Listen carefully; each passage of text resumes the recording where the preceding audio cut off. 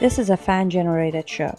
If you would like to support us, please go to jamieglazov.com, and also don't forget to subscribe to our YouTube channel. All your support is greatly appreciated.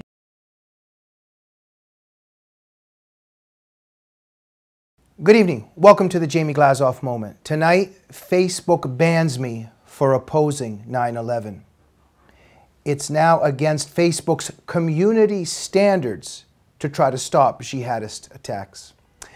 Ladies and gentlemen, if you're a reader of Front Page or you go to my site, you probably would have heard by now, Facebook has banned me for 30 days for opposing 9/11. Just let that sink in, and we're in such surreal Stalinist times now that a person would think maybe I'm making this up, but I'm not. So the 17th anniversary of 9/11 just passed. Our prayers and thoughts are with the victims that died that day. The people in the towers, in the Pentagon, also all the brave police officers and firefighters that gave their lives, etc. They're all in our thoughts and in our prayers. And of course, this is also a time where we're thinking about the terror war that we're in, the enemy that's waging war on us. And sadly enough, tragically enough, frighteningly enough, 17 years later, we're more set behind than we were back then in terms of what we're allowed to say, what we're not allowed to say, in terms of what kind of gains the enemy has made. And so on this 17th anniversary, I thought it would be a good time to post a certain article that I've written before for several reasons in terms of the jihadist stabbing attacks that are just accelerating throughout Europe and Canada. We've got jihadists now running around, and it's stab jihad. They're stabbing people. They're stabbing infidels, kafirs, obviously. And this is what ISIS is telling them to do and what other jihadist groups are instructing. And after every attack, there is denial and always some kind of equivocation, obfuscation, and our civilization and our culture is in denial about what's happening. So because of that, and also because of the 9/11 anniversary, one day before that anniversary, I ran an article that I had published at Breitbart 2 years ago, and it was called The 9 Steps of How to Successfully Counter Jihad. And I outlined 9 steps that we can take to successfully counter the attack that we're under. Facebook sends me on 9/11, sends me the information, the alert that I have been banned for 30 days because my posting of that 9 Steps article violates their community standards. So this is so mind-boggling, it's even difficult to talk about this. So on 9/11, I am banned from Facebook for 30 days because I wrote an article and then posted an article giving advice to our civilization and to the leaders and members of our civilization of how to prevent another 9/11. So where do we go from here? Let me just say, in terms of those steps, what was I talking about? I'd like everybody to go read it. Just go to frontpagemag.com. Look up 9 Steps to Successfully Counter Jihad by Jamie Glazov. But some of the advice that I gave, number 1, for instance, label the enemy and make a threat assessment. And this is all about what Sun Tzu was trying to teach people in terms of the art of war. It's very important that we label our enemy and we're able to make a threat assessment. Under Obama, this was a disaster. Under Trump, we're doing a lot better in that. My third advice, for instance, was to stop partnering with Muslim Brotherhood front groups. And this is a disaster in terms of what CARE is doing, in terms of what all these Muslim Brotherhood front groups have done, how they've penetrated our institutions, especially under Obama, and how they are working with the FBI and with law enforcement. Their propaganda is just frightening, and we've got to do something about CARE and these Muslim Brotherhood front groups. Number 5, for instance, launch our own counter-propaganda campaign. And so I was giving advice on how to do that, because the enemy is constantly waging propaganda against us, but we're not really engaging in any kind of propaganda of our own, etc., etc. I don't want to give too many spoilers. Go read my article, 9 Steps on How to Successfully Counter Jihad. And I've been banned from Facebook because of it, because it violates Facebook's community standards to try to stop Americans from getting killed in jihadist attacks. You know, there's other stuff that probably really upset them. For instance, in that article of mine, I give advice on the importance, and I promote the importance of supporting moderate Muslims and moderate factions within the Islamic world, that it's very important for us. Now, I know this is a huge debate. There's a lot of people out there that argue the opposite. And all I would stress at this point is there's a difference between moderate Muslims who exist and the fact that there is no moderate Islam, which we know does not exist. And we know that Muslims are not larger than Islam, and that there is, again, no moderate Islam. We know that all 4 schools of Islamic jurisprudence mandate Islamic supremacism, etc., etc. We know that. But there are brave voices within the Muslim world and within the Muslim community that are trying to make a change and that are against jihad and Sharia for their own reasons. And one could argue that they're not true and devout Muslims, etc. Yes, I understand that. I understand that Islam might see them as bad Muslims, etc. But there still are those Muslim voices and those Muslim individuals that are fighting to make a change within Islam, and we need to support them. Now, I'm sure that Facebook is just enraged when they saw that part of my article and my advice, because being for moderate Muslims and being for those Muslims that want reform, that's just really against Facebook's community standards, because Facebook is in league with the Unholy Alliance and with CARE and with Muslim Brotherhood front groups. So obviously they would be against supporting moderate Muslims. They would be in support of devout Muslims who follow jihad and want to enforce Sharia. I was also thinking, you know, why this happened with Facebook, and I'm sure that the masters at Facebook also just cannot digest, cannot stomach what I've been doing for years and what I'm doing on my Facebook page every day. And that is one of my main priorities, all of these more than 15 years, is fighting on behalf of the Muslim women and girls that are suffering under Sharia. And I've dedicated a lot of my life to that at the David Horowitz Freedom Center, which is what we do, not just trying to save and protect America and the West from enemy totalitarian forces, but also to stand up for the victims of totalitarianism.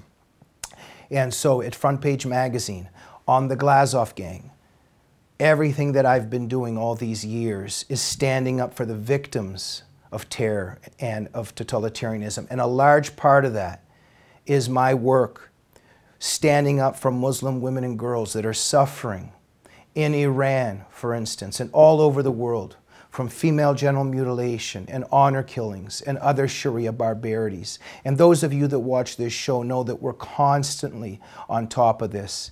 And our hero and our producer, Annie Cyrus, is leading the battle on this. You know, the producer of this show, who I so admire, who I so love. It is such an honor to be at her side on the front lines fighting against Islamic supremacism and against Sharia and jihad.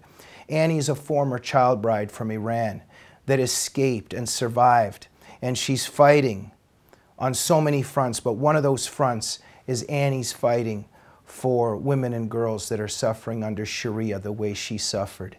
And it's incredible that Facebook is drowning my voice and Annie's voice and amplifying the voices of the oppressors. It's scary times, my friends, and Facebook reflects it, symbolizes it in terms of banning me for being against 9/11, wanting to oppose further 9/11s, potential further 9/11s. Guess what Facebook has just recently done? They blocked Brandon Straka, the leader of the Walk Away movement, for 30 days because he dared to mention on Facebook that he was going to have an interview with Alex Jones. So now we can't even say certain names. He didn't say he supports Alex Jones. He didn't say he likes Alex Jones or agrees with Alex Jones. He just mentioned that he was going on his program and Brandon Straka is banned from Facebook. So now I'm wondering, are there certain names we're also not allowed to say anymore or even to think anymore on Facebook? But where does this go? Does it go to the street? Does it go to a house party? Or even sitting in our own apartment? Are they going to set up, you know, certain technology where they can even, you know, find out what thoughts we're thinking, that we've even thought the name Alex Jones? My family escaped the Soviet Union, and the Soviet Union has now come to us, my friends. And look, this is not the first time this has happened to me on social media. I'm no stranger to this. Back in April, I was suspended from Facebook for posting screenshots of a Muslim's threat to my physical well-being on that platform. So a Muslim threatened me. I posted screenshots of his threats, and I got banned. Look into what's happening to Bosch Fawston, by the way, on social media. Constant threats from Muslims to his life, and the social media masters don't do anything about it. He's been banned from Twitter. He's on Facebook, but constantly getting suspended on there because he dares to illustrate cartoons and say certain things. We are not in Iran. We are not in Saudi Arabia. We're not in Pakistan. We're in the United States of America. Twitter suspended me back in May because I referred to Islamic religious texts. Okay, so they told me that this was hateful conduct and I was suspended. It's hateful conduct to reference Islamic texts. So when jihadists reference Islamic texts with hatred, they don't get suspended. Hamas, Hezbollah, they don't get suspended. It's if you refer to those texts and think that they're not good that you get suspended. So all I had done at that time was I had referred to Sahih Bukhari's texts, which discuss Muhammad's marriage to Aisha when she was 6 years old. That's Sahih Bukhari 762-88. I also referenced the Quranic surahs that mandate the hijab for women, which is surahs 24:31 and 33:59, and also the Quranic surahs which refer to sexual slavery and that inspire and sanction sexual slavery under Islam, which are surahs 4:3 and 33:50. And jihadists are always referring to these texts to sanction what they do. So I mentioned these texts and I was suspended off Twitter for doing so. Ladies and gentlemen, I won't take too much more of your time. You get the picture here. Just to add just a little bit more in terms of how Kafkaesque all of this is. I tried to write to Facebook asking them what exactly it is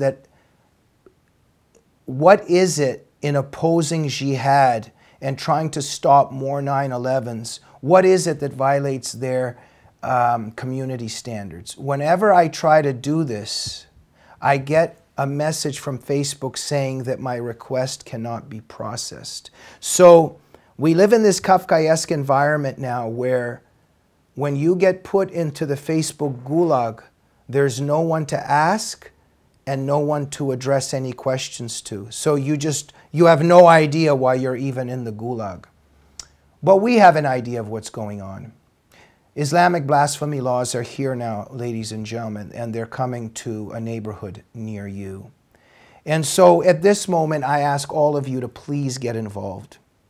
We can't just sit by, even some of you that are watching and saying, oh, well, that's happening to Jamie, that's happening to Brandon Straka, not to me. Well, you should support us because it's the right thing to do. You should support freedom because it's the right thing to do. But don't forget, ideological utopian revolutions and these communist revolutions, all these utopian totalitarian revolutions, they end up getting you as well, and they even turn on their own. So it's in your own interest before this totalitarian revolution reaches you as well. So number one, go to Facebook and go to the Help Center. You can just go to the top right-hand corner. There's a question mark there, and you scroll down, and you can make a complaint. You can go to Twitter, and it's at Facebook or at FB Newsroom. You can also, on Twitter, write to Mark Zuckerberg directly. And please spread the word. And please support the Glazov Gang right now, and especially also on social media. Follow me on Facebook and on Twitter at Jamie Glazov, because in the face of this persecution and oppression, we need your help more than ever. So my last comment before I go in terms of this Facebook persecution and the Unholy Alliance's persecution of us, it's crucial right now that we ask for your help, because at this very moment, the way that life works, the Glazov Gang was involved in a fundraising campaign because we're only here because of you, and our funds are narrowing down, becoming very limited. So this is a time of year that we're asking for your help. And lo and behold, this is exactly when Facebook shuts us down. And Facebook is one of our main venues to try to raise funds to keep our voice alive and to keep going to tell the truth about the left and jihad and how they work together. So please, ladies and gentlemen, while we're under fire, while they're trying to suffocate our voice, please go to JamieGlazov.com to support our show. Last but not least, my book is coming out, Jihadist Psychopath, How He is Charming, Seducing, and Devouring Us. And it's no coincidence that that book itself is what this is all about. Because if you want to understand why Facebook has banned me on 9/11 for writing an article and posting an article to try to prevent more 9/11s, read Jihadist Psychopath. Because in that book, I write about how the jihadist psychopath has set up this plantation on which the West is now imprisoned mentally and so many other ways. He has set up a plantation that controls our thoughts and our minds, and it has made many people afraid to speak the truth.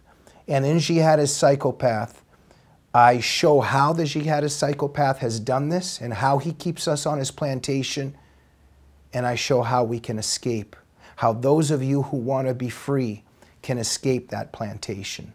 And believe me, the unholy alliance between the left and Islamic supremacism hates the thought of any of us figuring out the plantation that we're on and figuring out how to escape it. So acquire the knowledge, equip yourself, and defend our civilization. Thank you for listening tonight. I'll see you soon on the Jamie Glazov Moment. Good night.